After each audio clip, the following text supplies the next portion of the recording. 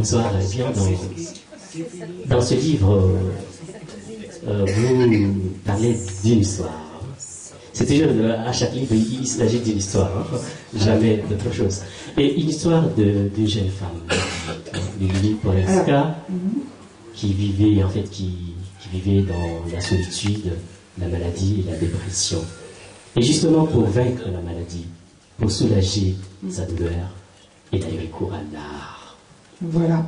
Est-ce que c'est de l'art musical ou autre chose? Donc l'art, le pouvoir de soigner de l'art, il existe pour toutes les formes d'art. Après, c'est ce que je disais dans la lecture, chacun doit trouver ce pourquoi il a un goût. L'héroïne, effectivement, bon, c'est une histoire très romanesque, c'est un roman, une histoire d'amour, et qui va sombrer à un moment donné, et qui va utiliser, elle, la peinture, un art que je ne maîtrise pas non plus, puisque moi je suis plutôt dans l'art du théâtre ou de l'écriture. Et la musique, c'est un rêve, et le piano, c'est un rêve. Donc le titre du roman, c'est aussi piano, dans le terme musical, prendre le temps de s'occuper de soi, savoir se poser. Quand on parcourt votre livre, on trouve une histoire d'amour, une histoire d'amour entre Lily, mais pour définir le personnage Lily, on a du mal à le définir. Comment vous définissez Lily?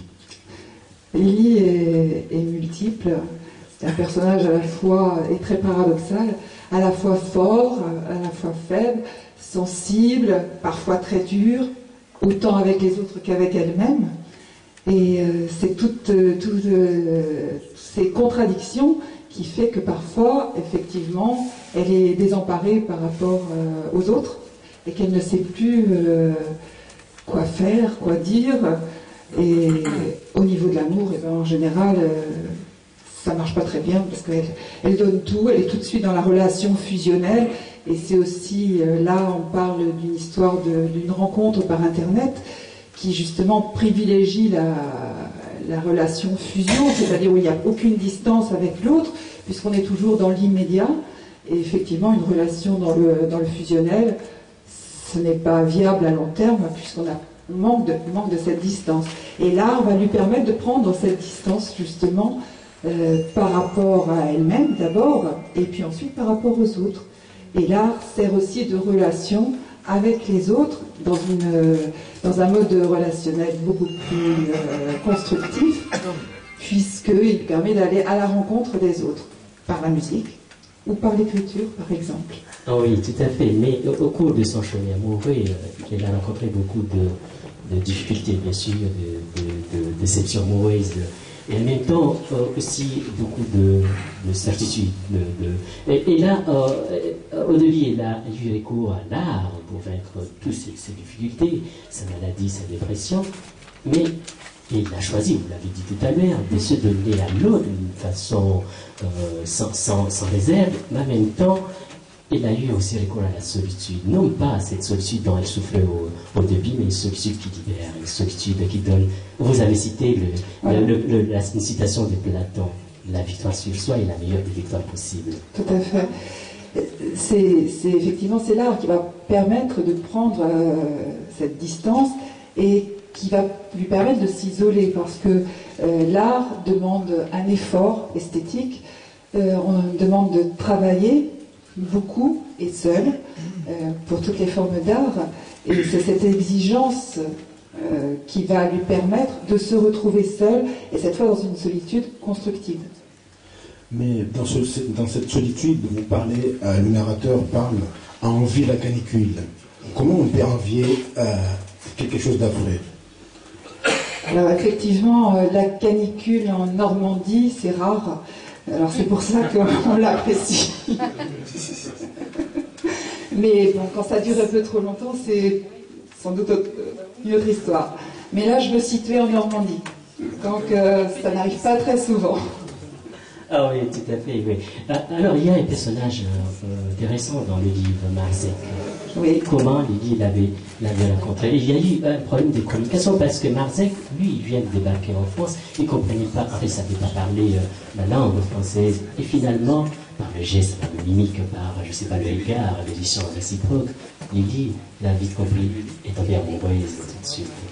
Ah, il parlait hein, français, mais disons que il utilise ses racines étrangères, qui sont les mêmes que les siennes d'ailleurs. Alors là, c'est pareil, je vais parler de la Pologne, moi, mais un pays où je suis très peu allée, donc j'ai recréé des racines qui me manquaient. Il utilise, oui, en fait, il utilise un langage parfois qui est incompréhensible. Enfin, il parle de l'anglais, de l'allemand, du polonais ou n'importe quoi. Et c'est le ton, en fait.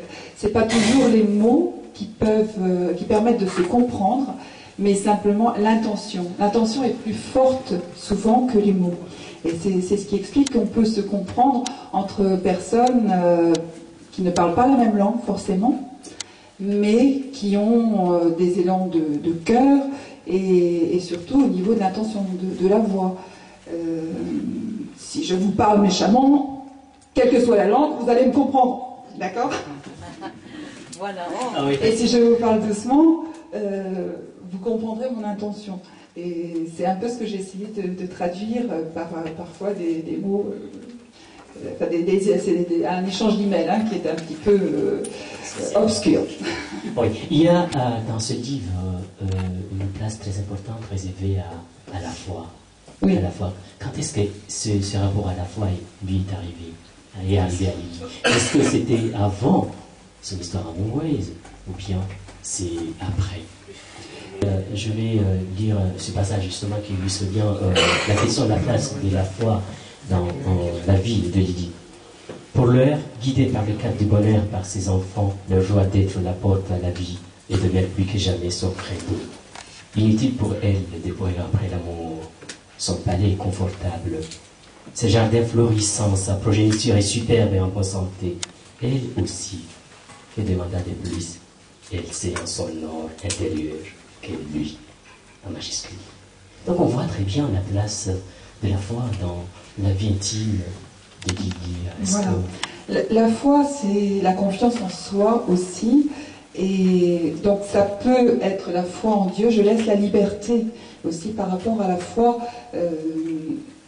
L'important, voilà, c'est de trouver la confiance en soi. Alors peu importe que Dieu soit le fruit de l'imaginaire de l'être humain ou existe, la question n'est même pas là. L'important, c'est de pouvoir trouver une confiance en soi et trouver quelqu'un qui va croire en vous. Parce qu'on a besoin du regard de l'autre pour se construire. Alors, parfois, on se retrouve dans des situations où on n'a personne, et effectivement, la foi en Dieu peut aider.